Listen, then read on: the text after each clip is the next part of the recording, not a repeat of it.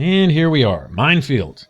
Yes, true to its name, there are about 1 million landmines on the ground, like everywhere here. And on top of that, you have this crazy old man with a sniper rifle at the end of the street, looking over the whole place from his little sniper's nest. I think his name is Arkansas. He's also a target in a "you gotta shoot him in the head" quest that you can get later on from a ghoul in Underworld. I think his name's Mr. Crowley. Yeah, like the Ozzy Osbourne song. But anyway, rather than try to navigate up from the front of the street, what I like to do is creep around the backside. There's a couple things to discover over there. There's a power plant with a schematic and some other notable loot, which I want to grab anyway. And then what we'll do is we'll find our own sniper perch and give Arkansas a taste of his own medicine.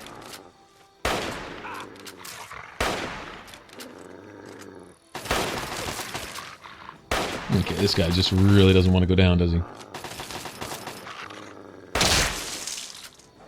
Gotta love bloody mess. I think I'll take that assault rifle. Alright, so between the landmines and the sniper, yeah, it can make trying to navigate the town from the front pretty ridiculous. If it's not the landmines going off next to a car and launching you into outer space like a giant in Skyrim, then it's that dude shooting you in the head from up there on a sniper's perch. So, anyway, we'll go around the backside, and this is how I like to do this. He's holding a key for the houses in Minefield also. There are 4 houses that you can loot. All of them have a safe. All of them have a skill book in them. Random meds and some other good stuff. So, I mean, like, this is totally worth it. And then you have, I couldn't even tell you how many landmines are on the ground, but if you can find most or all of them, that's a pretty good source of caps also. Moira tells you as much, sending you on this. She's like, you know, not only are they effective weapons, but they're a great source of money. And that's true.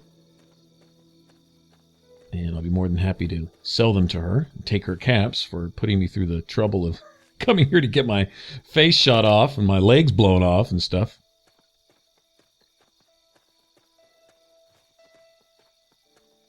We're also just a hop, skip, and a jump from where the agility bobblehead is, actually. And I think we'll grab that before we head back. It's kind of the normal pattern I like to follow. Go ahead and get the Minefield loot taken care of, and then run and get the agility bobblehead, and then it's just a quick fast travel back to Megaton. Not a big deal. I've even gone so far as to go to the top right corner of the map and grab the perception bobblehead also while I'm here, you know. It's a pretty good run. It's about, I'd say at least about a third of the distance of the map from one bobblehead to the next. You got to go through some pretty treacherous area too, but I mean, it's the perception bobblehead. If you want it, I can go grab it. I think I'll say that for later though. I'll probably get that around the time that I go to Canterbury Commons, because it's basically straight north of that, and it's about the same distance of a run. I mean, it doesn't really matter.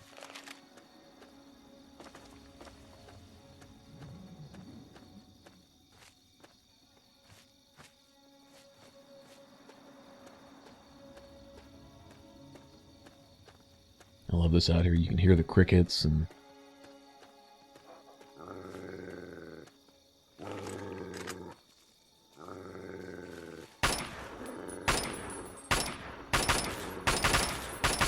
I hate bloatflies. I really do. They're just annoying. And they're nasty.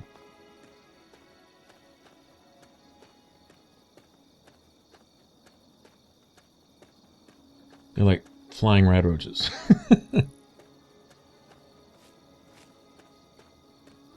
Okay, now this little power plant, or whatever this is up here, with the big steam pipes on it, it's filled with ghouls. I've not really found any backstory to it, other than, I guess, you know, the workers that were here are just turned into ghouls, and they're just stayed here or something. I don't know if there's anything unique about this place. I've never really found any notable loot or anything to be had inside the main building either, other than just a bunch of friggin' ghouls.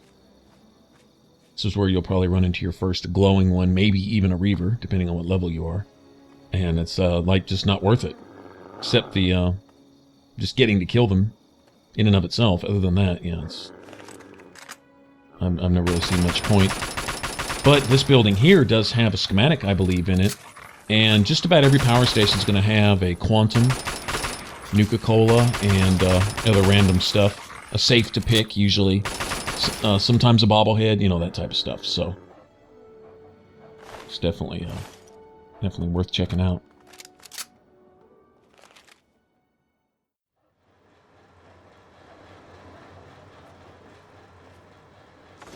There's the other schematic for the railway rifle.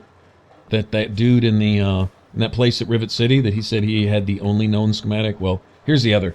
Essentially, there are 2 copies of every schematic. The first one will give you the weapon itself, and then the second one will give you either an improved version of it or more of them. Like if you get the second schematic for bottle cap mines, for example, you can make 2 for the same amount of materials as one.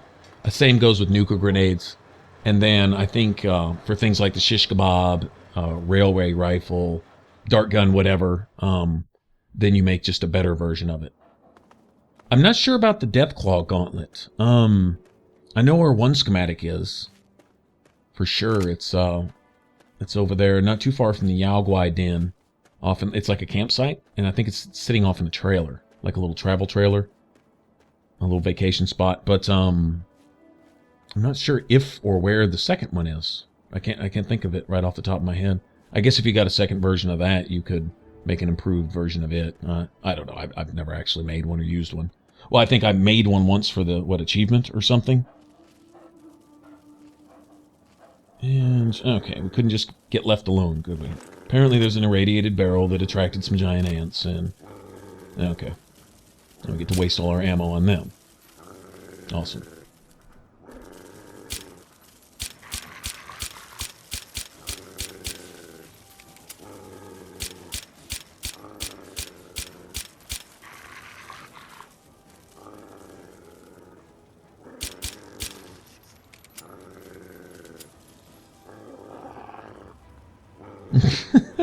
Dog me just snarling his lips off.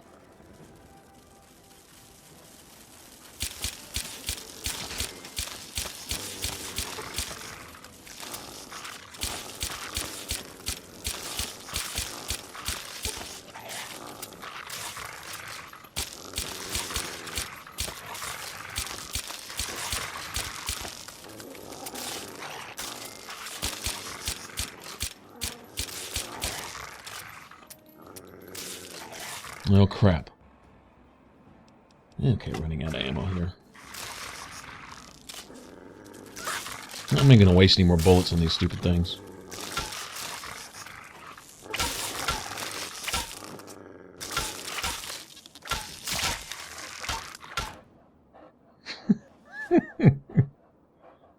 So there. Seems like their ant nectar is actually worth something too, and I think it works as a kind of medicine also. Raises your agility, perception. I don't even remember. Strength, maybe. I don't know.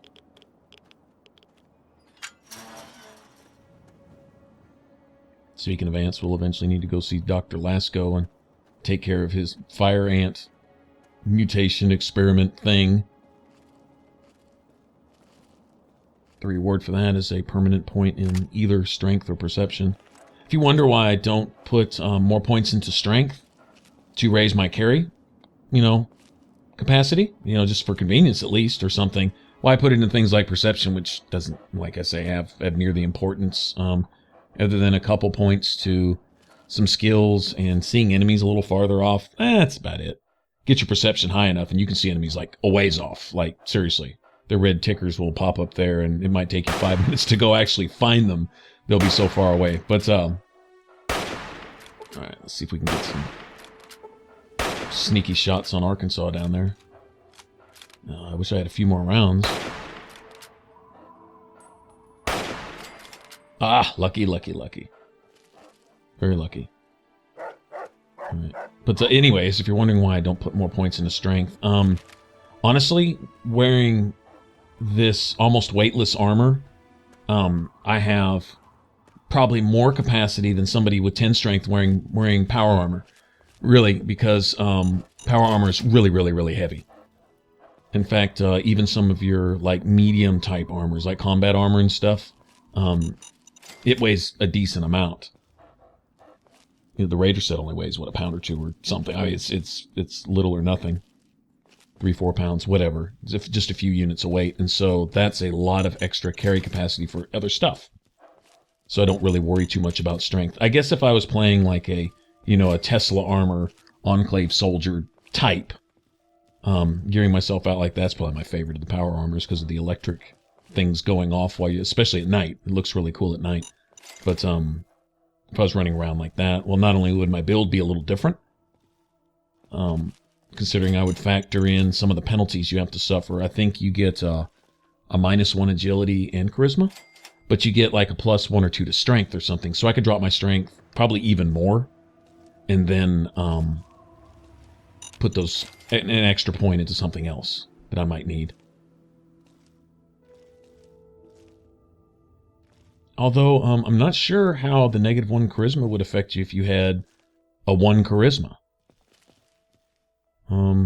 You might not even be able to equip it. I'm really not sure. I've never actually tested that personally, and I missed the landmine. Damn it. I'm not really worried about the XP. I'm thinking money here, but oh well, whatever. Tin caps just blew up in my face.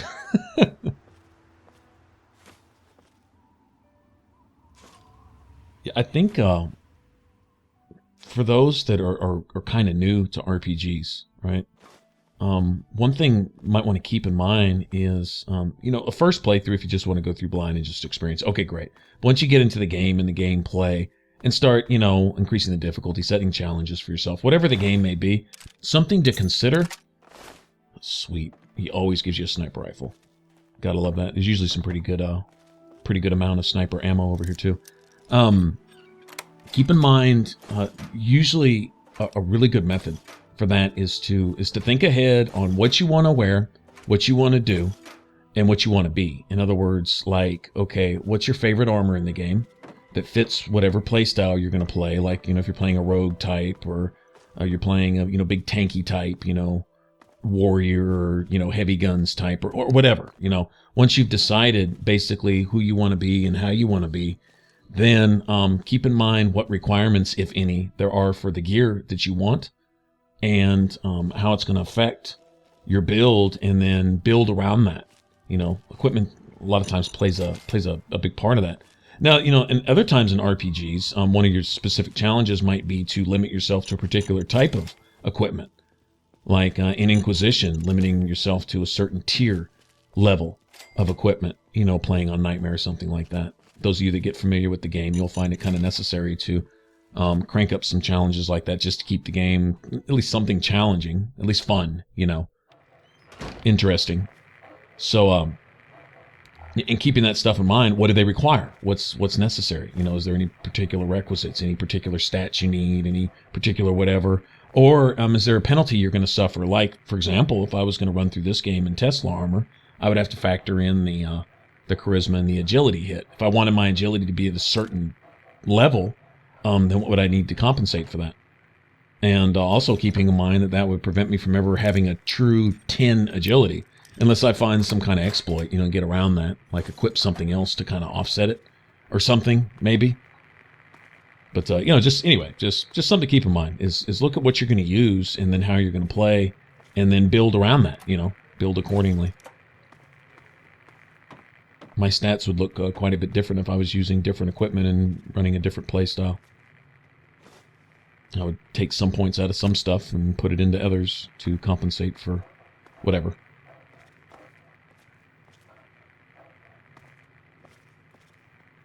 It's like I was saying, in each one of these houses is going to be a skill book, and a safe, and then other random stuff. Like, these med boxes. They're good for at least one of these, sometimes 2. And there should be 4 houses total. Each one has their own little story. One of them has a little house on a table. And it's a very hard lock. I've never found anything worth having in it. It's not like there's a unique item, some special hidden thing in it, but it's just a little model of a house in the house. And the key can actually be found somewhere in DC. It's somewhere downtown. I think it might be the Vault-Tec headquarters. I don't remember. But it's one of the main buildings that you might go through on a different quest. And I think it's the Gibson house. Anyway, you'll find a Mr. or Mrs. Gibson or something that apparently works there, right? That's where they worked downtown, and this is where they lived out here, what was later to become Minefield. I don't know the original name of this town right here. I have no idea. But you can find the key for that little house. It's a very hard lockpick. I mean, you can just pick it if you have 100 lock skill, but anyway. Okay, and there are, like, seriously landmines everywhere here. I think the ones next to the cars are the most dangerous, because if they set the car off, the car is going to kill you. Landmine might not kill you, but the car will. The car will blow you up in little bitty chunks and send you into orbit up there with the satellites. Yeah. It's really embarrassing when you set a mine off on yourself next to a car. Yeah. Not that I've ever done that, of course. Maybe just a dozen times.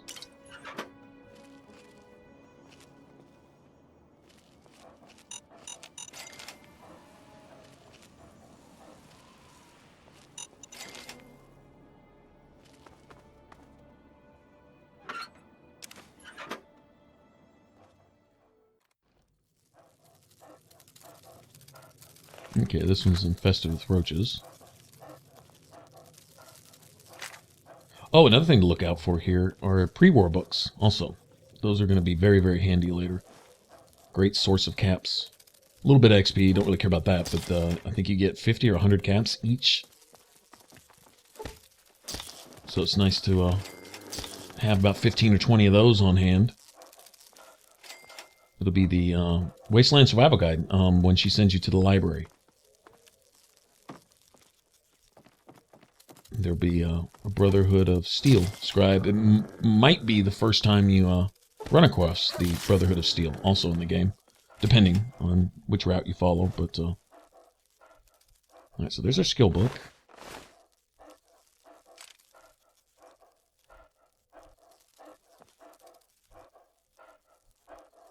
Always want pre-war books. Definitely keep an eye out for those.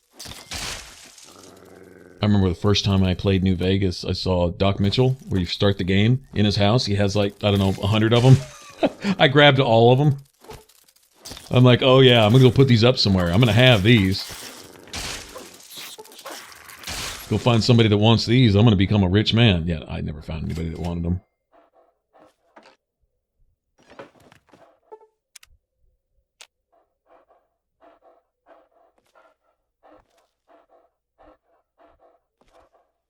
There's our safe.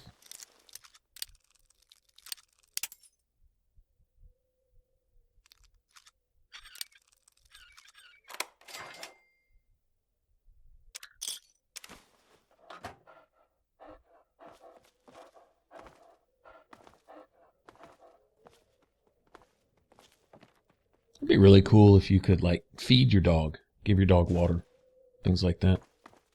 I'm sure that's a responsibility thing that some players might shy away from or find annoying, but at least the option. Maybe make that part of a hardcore mode or something where you actually have to take care of your animal to some extent, you know.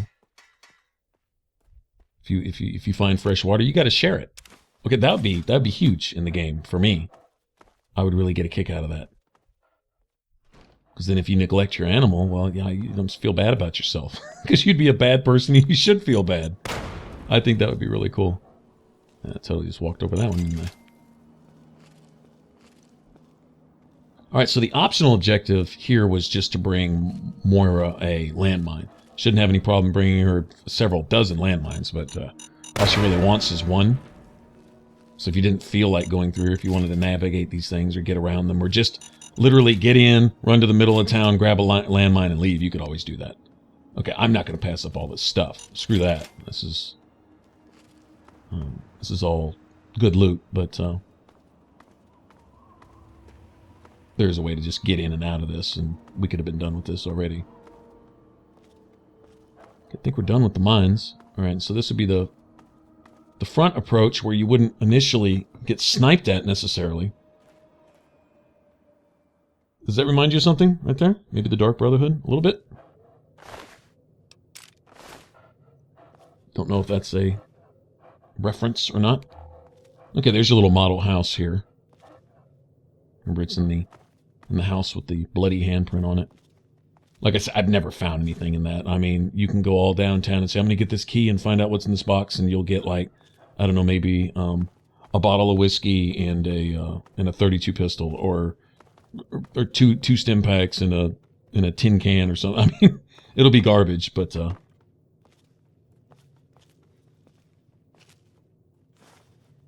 some of you players might just say, well, you know, I just want to do it so I can say I did it. That's totally understandable. Some things you do just because you can. I'm liking all these free meds though. That's pretty cool.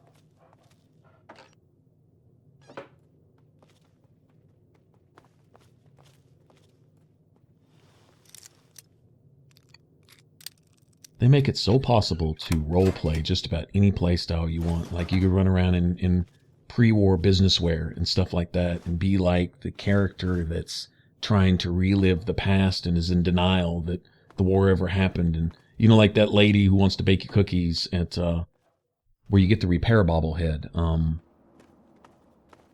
Oh, what's the name of it? There's a girl in Megaton named Lucy who sends you there. Arafu, something like that.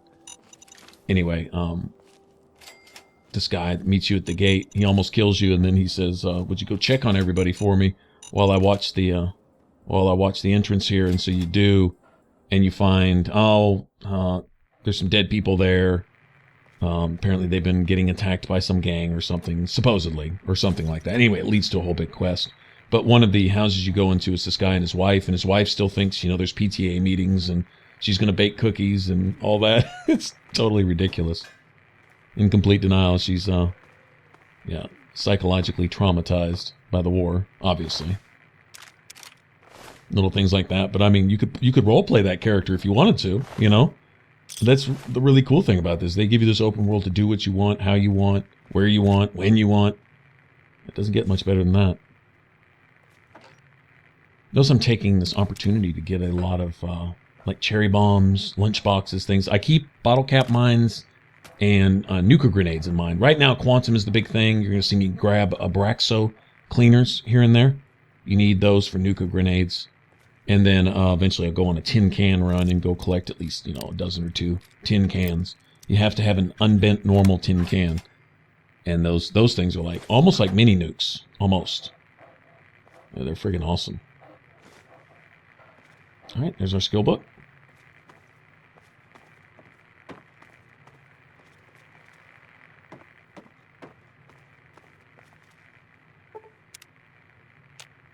Get some free heals. And once we're done here, like I say, we'll go grab the agility bobblehead. Shouldn't take but a second just to run over there real quick. It's also really, really close to the alien crash site, which if you have the DLC will send you up in outer space and you get stuck in the stupid DLC up there. I'm not a big fan of it. Some people love it, and I'm not knocking that. If that's your thing, then I can see loving it, because they totally go all out with it, and it's I guess it would be fun in that aspect. To me, it takes me out of the frame of mind and the spirit of the game as I see it and as I enjoy it. So I'm just totally speaking for myself. I'm not knocking the DLC at all, or how they did it and some of the humor that they have in it and the aliens. I mean, I get it all, and some people are big on the alien blaster because they like really OP'd shit that can one-shot everything so they can be in God mode. That's the opposite of the way I like to play, personally. So, like I said, there's a lot of things there that really don't have any place in the game for me. I'd be just as fine without it. And if it didn't come as part of this Game of the Year edition here, I would probably just deactivate it, delete it. I did grab it for some trophy purposes, you know, achievement purposes type of thing. That's all it's really good for me. I'm much better with it just out of the game. So I will be avoiding that crash site like the plague. Good thing is you have to essentially walk up to it to get teleported up into space. And you're going to be warned that you're near it also. It's not only going to be there on your compass, but I mean, you can be able to see it from a distance. You can actually see where the UFO dug through the ground when it crash landed, type of thing.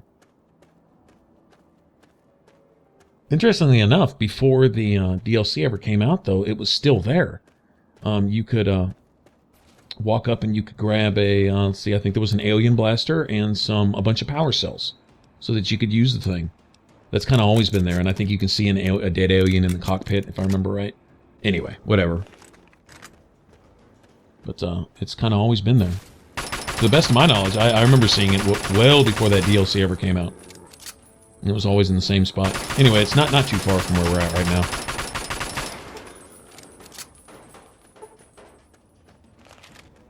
In fact, I think it's straight west down this intersecting road. Anyway, so basically northeast, just a little bit northeast of Minefield, you can see kind of a curving road, and then you can see where there's like a little intersection of a little short street heading north type thing. That's the best way I can describe it on the map.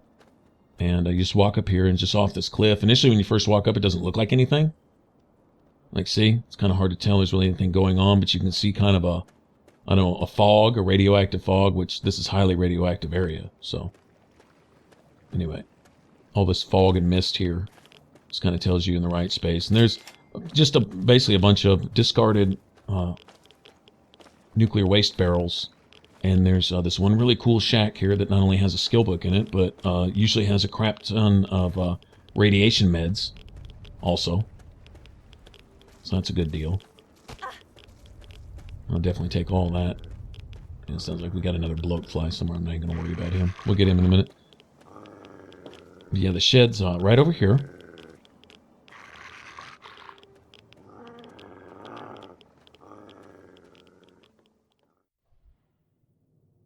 One time I came in here and this dude was alive. And it seemed like he attacked me as soon as I walked in the door. Don't know why he was alive. Not really sure what factor decides whether he's alive or laying here on the bed dead. But every other time he's always been like this. He's just dead. Whatever killed him, I don't know.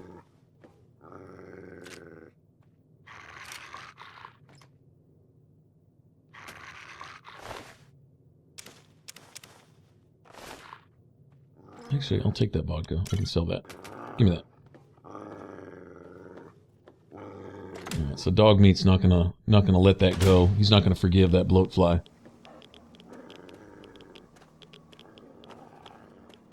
Alright, and then the agility bobblehead is in the main office area over here, which is a lot like a power station. It's probably gonna be a computer in a safe, and we'll get our bobblehead. Probably be a quantum in here somewhere. Basically, each power station, some of these office-type places like this, or, well, I don't know what you'd call this. This isn't a power station, but it's similar.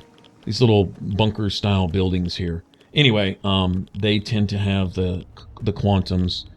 There'll be a number in the main slaver guy at Paradise Falls. He should have some quantums in the little hidey hole. Yeah, there's one right there. And then, of course, the Super Duper Mart, we found about half dozen there. I forget how many she wants. I think for the quest, that crazy girl who's just a Nuka-Cola addict, she wants, I think, 30. At least 20, but I think it's 30. Alright, there's a bobblehead. Computer that I'm just going to hack just for the hell of it. Just because. Not that I needed to do that.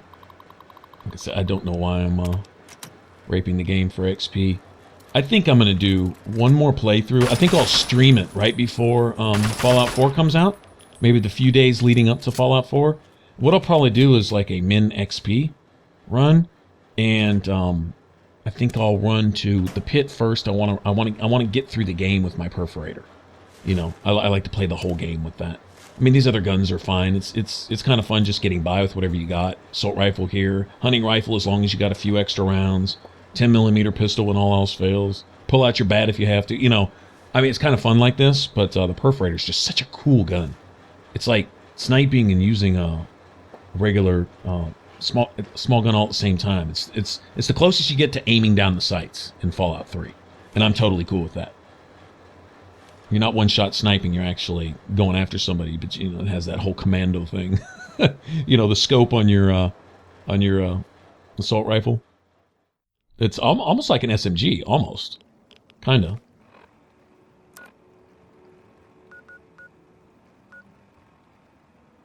Anyway, there we have it. All right, so we can turn all this into Moira, and we got our bobblehead and what have you, and apparently there's an enemy up there.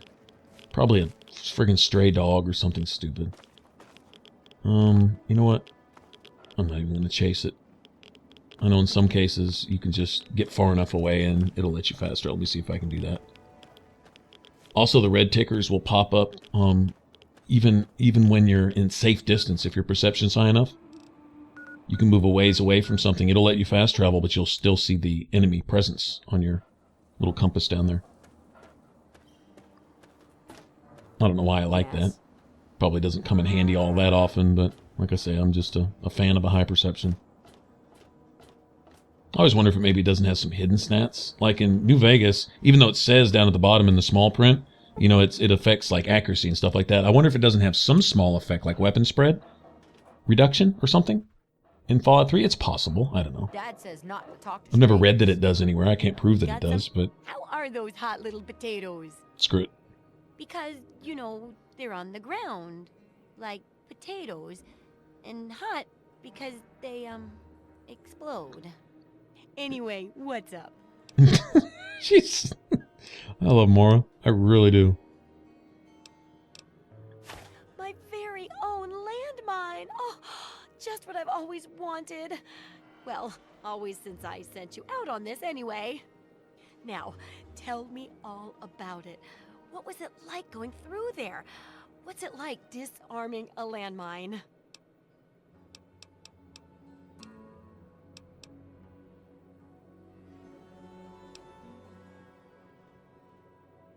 Oh, well, if that's all, I'll just study this and hope there aren't any more explosions, shall I?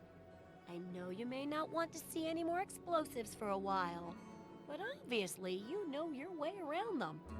Have a couple rainy day toys of mine. And looking at this landmine, it gives me an idea. It's a terrible device that does terrible things, of course, but it's easy to make your own, too. All right. So I believe that's the schematic. Yeah. Yep. For the bottle cap mine. It'll be a real tough book for real tough guys. And real tough gals too, of course. Here, for your services. I've saved up quite a few stim packs. Of course you may need them. We've still got 2 more chapters to go. The second chapter is going to be a bit trickier, I think. It'll cover how to handle creatures out there, for better or worse. For example, repelling mole rats, learning about mirelurks, and when all else fails, how to handle being injured. So let's buckle down and get to work on this chapter. What's first? Well, I never get to study anyone who's severely injured, not without them crying to be fixed right away or trying to bleed out and all that. But obviously, you can handle a lot of abuse. So if I'm ever going to find a good example of human anatomy and injury resistance, it'd be you. Next time you get badly injured, return here so I can examine you before I heal you up. I mean, you're going to get yourself hurt anyway, right? Wow, what a great research assistant you are. I mean, really, that's dedication. Demonstrating how to withstand pain by getting injured? Wow. When you're ready, come back here with some serious injuries, maybe a crippled limb or 2, and I'll take notes and fix you up. I'll be waiting here with plenty of bandages for you, so don't worry. Just go get horribly injured. Oh, and be careful. Okay, come on, man. She's awesome. Good to see that old house finally found an owner. I have all sorts of items and themes for that place that may interest you. Sure thing. See ya. Actually, I wanted to get a theme for the house, and I like the pre-war theme, especially for my Megaton house. Very cool. All right, and we'll get to Chapter 2, which actually can be done in just a matter of minutes, and we'll do that in the next one. All right, thanks for watching. You want to subscribe, click that button up top. For the rest of this Let's Play up to this point, click that image in the middle, and I'll catch you guys in the next one. Y'all take care. Bye.